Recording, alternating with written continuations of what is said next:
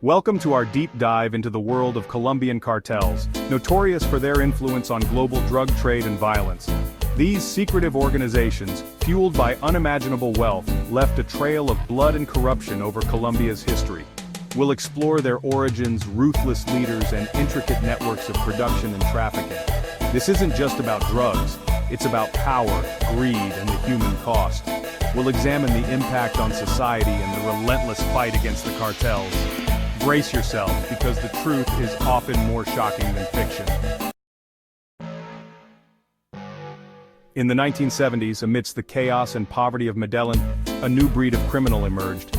Ambitious entrepreneurs of violence, led by Pablo Escobar, saw opportunity in the world's appetite for cocaine. The Medellín Cartel became a multi-billion-dollar empire flooding Miami's streets. Escobar's reign was brutal, eliminating anyone in his way. He was a phantom, always one step ahead. While Escobar waged his war in Medellín, a different kind of cartel was taking shape in Cali.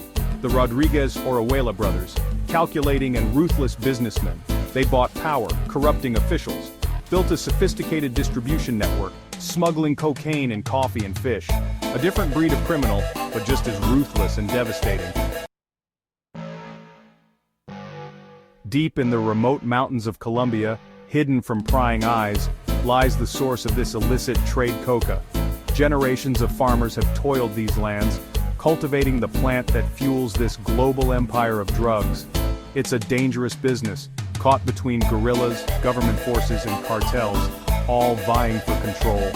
The coca leaves are processed in clandestine labs, transformed into a powder shipped worldwide, leaving a trail of addiction, violence, and broken lives. From the jungles of Colombia, the cocaine follows invisible routes, smuggled across borders, hidden in plain sight. The cartels are masters of deception, constantly adapting their methods, exploiting weaknesses in the system. They move tons of cocaine through Central America, using go-fast boats to outrun the Coast Guard, bribing officials and terrorizing anyone who stands in their way. They've infiltrated legitimate businesses, laundering their profits through banks, casinos, and real estate.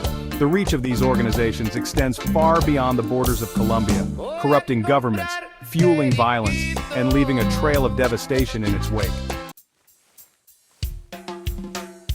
The drug trade thrives on violence and corruption. Cartels operate with impunity, silencing challengers. Judges, journalists, politicians, no one is immune. They've infiltrated society, corrupting officials with blood money. Colombia's streets are battlegrounds caught in crossfire. Thousands of innocent lives lost, families torn apart. The fall of Escobar and the dismantling of the Cali cartel marked a turning point in the war on drugs, but it was far from over.